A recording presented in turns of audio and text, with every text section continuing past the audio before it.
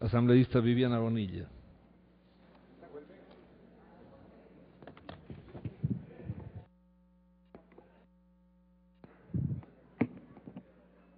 Gracias, presidente. Compañeras y compañeros asambleístas, he escuchado con mucha atención las palabras del legislador José Manuel Portugal, y él decía que se está manejando el país a nuestro antojo, que hay aspiraciones ocultas de dominación total y que existe un estado de miedo. Veamos pues entonces, bajo ese disque estado de miedo, qué es lo que sucede actualmente en el Ecuador. Pongan por favor el video.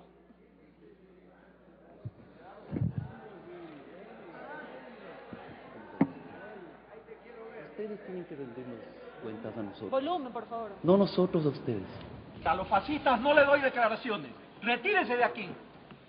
Tocayo, nos está votando. Así es, los estoy votando. Yo a los fascistas no le doy declaraciones. Me amenazó, me apuntó con la pistola, me lanzaron al suelo, me golpearon en el piso, me patearon. La próxima no te salvas, puta de Correa y una foto de Chávez. Teleamazonas, yo les he dicho a ellos de frente, en la cara, delante del señor Jorge Ortiz, y en varias oportunidades, no es un medio que se ha caracterizado por la pulcritud en el manejo de la información. Aseveración en cuanto a la orden de disparar a mansalva al hospital. Y esto no es una opinión, es una aseveración que está dentro de tu columna de opinión. Y es ahí donde se encuentra la complicación. ¿Cómo es que aseveras algo así? ¿Tienes forma de comprobarlo? Discúlpame, el problema no está allí, ¿ah? Ese no es la complicación. Diario El Comercio es un claro ejemplo. Según un video colgado en el YouTube, su directora Guadalupe Mantilla aplica la censura previa sin más ante sus periodistas. Así que la política, si ustedes quieren ser socialistas del siglo XXI, háganlo. Pero están prevenidos y vayan a hacerlo en sus casas. Era un chapa desgraciado. Escúcheme, por favor. Adelante, sí. No le trate de chapa desgraciado. No, perdón, no dije eso. Dije que permítame terminar. Demos oportunidad a una cosa, profesor. Córteme esa entrevista, por favor. Usted, a ver, señor, no va a hablar de entiendo. Señor, usted se calla. Hipócrita, déspota de Carondelet. Si este señor que está en el poder, este aspirante a tirano, mediocres, todos ustedes, farsantes, cobardes, neonazis. Septiembre 2011. Directivos de Diario El Universo agreden de palabra y amenazan a un funcionario de la presidencia. Porque te reventamos, con seguridad presidencial y todo. Te reventamos. Carlos Vera, político. Yo, para canales del Estado no hablo. Rubén Darío Buitrón, El Comercio. ¿De qué canal eres? De Ciudadano Catalina Llanes. No te puedo dar, discúlpeme. No. Alfonso Espinosa, Ecoavisa. No, Cristian Zurita, Expreso. No, con ellos no voy a hablar. ¿Con el Fondo Leer? No, pues yo tampoco hablo. ¿Por qué no? ¿Y dónde está la libertad de expresión? Juan Carlos Calderón, Vanguardia.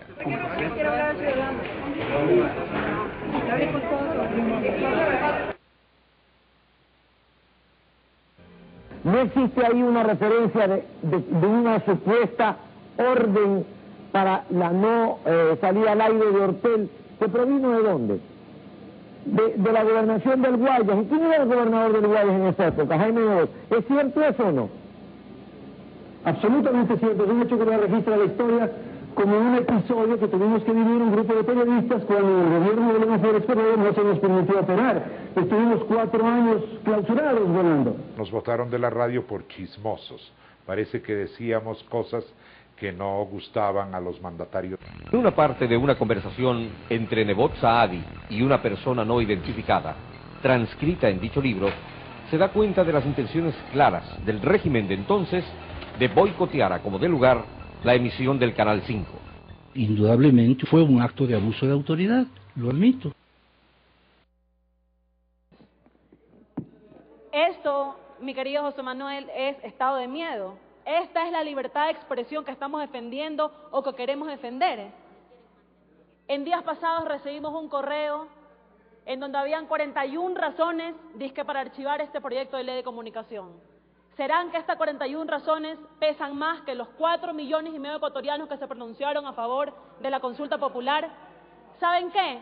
Hoy, los que se golpean el pecho y los que se llaman los grandes defensores de la libertad de expresión son los que no quisieron aprobar la Constitución de Montecristi, donde, irónicamente, se consagraba por primera vez el derecho de los ecuatorianos a acceder a una información veraz, verificada, conceptualizada y con una responsabilidad ulterior. Aquí parece, señores asambleístas, que nos olvidamos de lo que pasa en el pasado. Yo tengo 28 años, pero me he tomado la molestia también de recabar la información para que ustedes puedan ver. Veamos, por favor.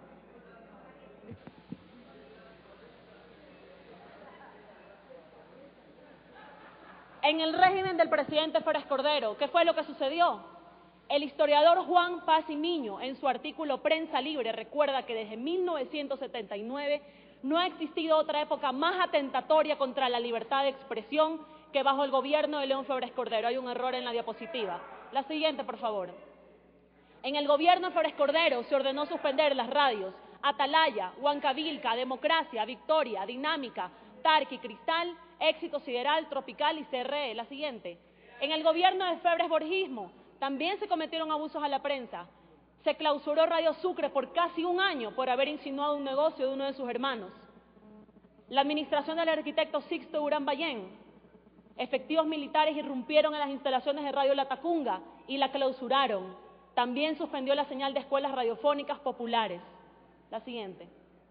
Recordemos que en el gobierno de Sixto Durán Ballén fue donde se impidió con la fuerza pública para que Restrepo no pueda ingresar a pedir justicia por sus hijos desaparecidos. La siguiente.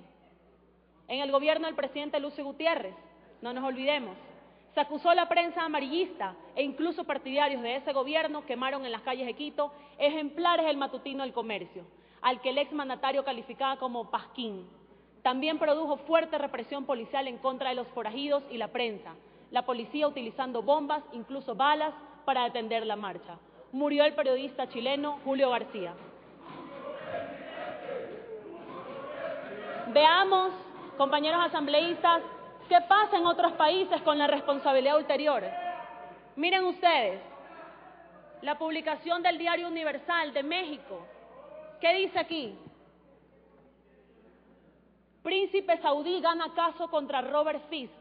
El príncipe saudí, Nayef bin Abdulaziz Al Saud. ¿Quién es el segundo en la línea de sucesión al trono de Arabia Saudita? ¿Quién es Robert Fisk? Robert Fisk no es nada más y nada menos que uno de los periodistas que ha ganado el premio de la prensa británica al mejor periodista internacional en 7 ocasiones y el premio de la prensa en el Reino Unido que otorga la administración. Es decir, estamos hablando de un periodista galardonado. ¿Qué pasó aquí? El periodista se retractó de asegurar que el soberano había ordenado disparar y matar a manifestantes desarmados. Si podemos hacerle un zoom al primer párrafo, establece ahí.